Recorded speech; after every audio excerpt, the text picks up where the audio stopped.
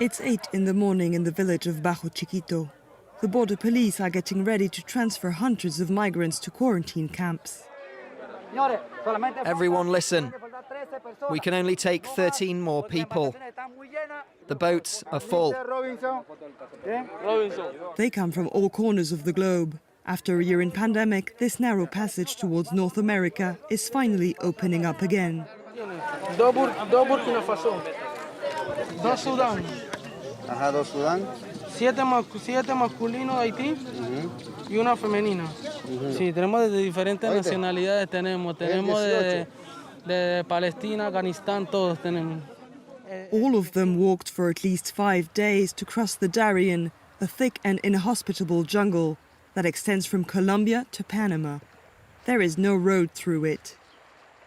The walk was very difficult. Everything we had got stolen.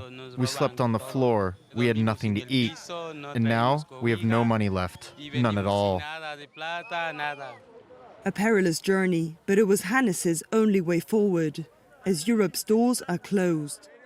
There is no vida, no life in my country. No life, nothing life, no salaries. People's no get salaries. Doctors no get salaries. I'm engineer. I'm searching for a good life, for a better life. I'm waiting in Palestine about 1.5 years to go out from border.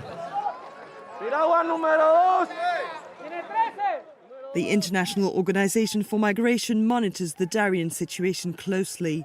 Over the years, dozens of migrants have lost their lives here. A mother gave birth in the jungle. When we found her, she was carrying her 5-day-old baby. He was completely dehydrated, the mother and her husband too. In Mexico in 2019, we noticed that the migrants who most needed psychological attention were those who had gone through the ordeal of crossing the Darien. Migration flows in the region are back to their pre-pandemic level, a challenge for Panama. For more than a year, 2,500 migrants were stuck in the camps set up by the authorities. At the start of the pandemic, countries started to shut their borders down. The migrants couldn't move on, and we couldn't ensure a controlled transit anymore. So we had to keep them here for months.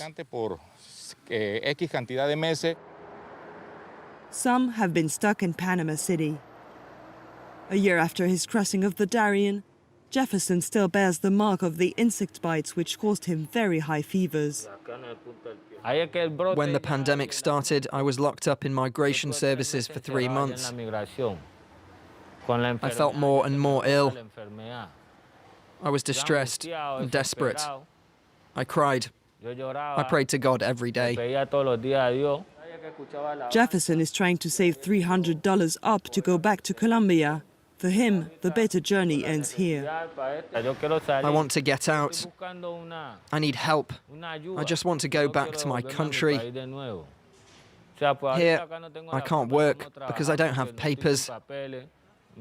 I feel trapped. This Catholic shelter's workers found themselves facing a dilemma, wanting to help hundreds of migrants stuck in the country, whilst reducing their intake capacity for sanitary reasons. As a shelter, we felt the weight of these restrictions which prevented us from receiving more people. Panama is only a transit country for them, but they can't move on yet. Costa Rica's borders are still closed. After crossing the Darien, it takes 6 hours by boat and bus to reach the camp where the migrants will be quarantined for 14 days. Yo sé que ustedes vienen de una trocha que es muy difícil. Ya estamos a un paso. Lo que necesitamos de ustedes es paciencia. After almost dying from exhaustion in the jungle, Emmy is determined to continue her journey. Joe Biden's election has created hopes of a life in the United States for her. It's an incentive because he's a Democrat. From what I saw on TV, he said he would protect migrants. I don't know if that's true. The next country they must cross to reach their goal is Costa Rica. It will not be reopening its borders until April. As the pandemic loosens its grip on the planet, the migrants' journey remains more uncertain and perilous than ever.